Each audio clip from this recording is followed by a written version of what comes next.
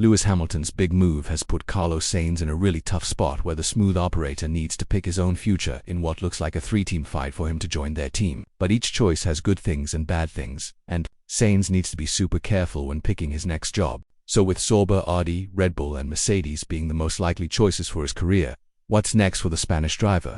And which team gives the best chance for the 29-year-old? It's pretty clear that Sainz's career path has been kind of set up for Audi, the team that will join the racing grid starting in 2026 after all. His dad won the Rally Dakar championship for the German team, and they already knew each other. Even Sainz's dad talked about how Audi would be the perfect match for his son's driving skills.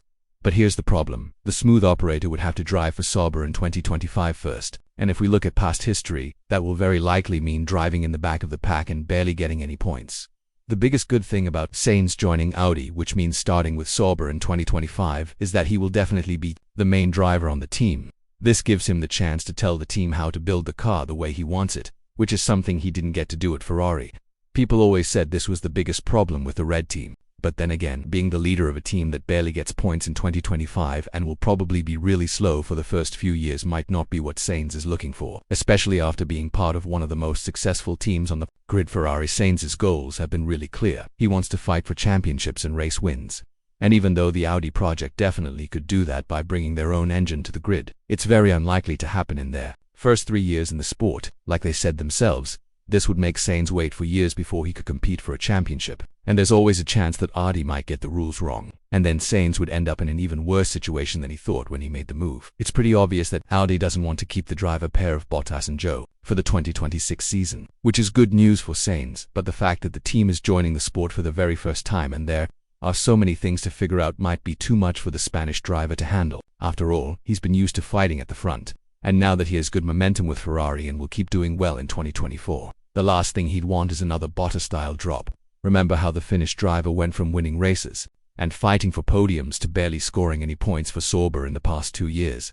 Now this might make Sainz think about going in a different direction, which would be moving to Red Bull and teaming up with Max Verstappen again.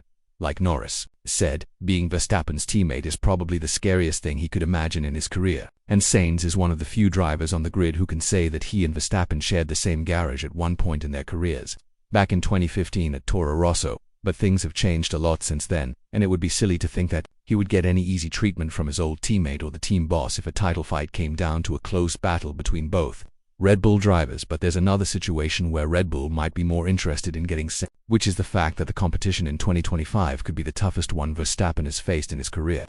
In 2021, he only had one rival to fight against from Mercedes, which was Hamilton.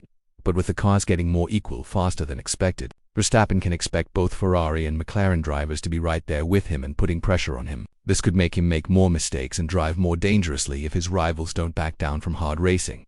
This is why Red Bull would need a Bottas-type driver in the second seat, one that Sainz would fit much better than Ricciardo at this point in their careers. If you think about it, the Spanish driver would be coming out of his 4th year with Ferrari where he raced at the front, while Ricciardo would be coming from 2 disappointing seasons at McLaren, even though he won a race with them in 2021. And a 10-race break before returning to AlphaTauri to fight for tiny points. The odds are heavily in favor of Sainz since he has much more experience leading and winning races than Ricciardo in the past couple of years, 2022 and 2023 especially, and to say that he would help Verstappen's championship quest is definitely not saying enough. But here's the negative side of this deal. Sainz knows that he won't be the #1 driver and it's very unlikely that he would do well under these conditions. Like Bottas said, it's very hard to start the season knowing that you'll probably get beaten by your teammates, and you'll probably have to follow a bunch of team orders. And even though there's a small chance that Sainz could become a championship candidate if everything goes perfectly for him, this is definitely not something he would want to count on for sure. But between these two choices, being the #1 driver on a project team and being the #2 driver on a top team that is currently beating everyone, Sainz has a very special third choice as well. Join Mercedes and prove to the Brackley-based team that they can count on him when it comes to winning the championship from 2025 onwards. Yes, it's kind of tricky being teammates with Russell, who will definitely not back down to anyone, especially not Sainz. But in equal cars, Sainz has much better chances of beating the British driver than beating Verstappen. And if you add the fact that 2026 will bring a much better version of the Mercedes car if we judge by the nature of the rule changes, which are mostly about the engine, we should have a very interesting Mercedes driver pair ahead of us. This would make the most sense for both Ferrari and Mercedes because they would basically swap drivers. But the problem is that Mercedes might not want to make this move because they would be picking up the leftover from Ferrari, the one that Hamilton replaced. Even though the move that Ferrari made is one that any other team would have done with a blink of an eye, it's still making Sainz look like the unwanted driver. So if Mercedes picked him, they would kind of be saying that they had no other choice but to pick the driver that Ferrari decided was no longer good enough for them. On the other hand, there's Hamilton's decision that Sainz needs to think really carefully about when it comes to joining Mercedes.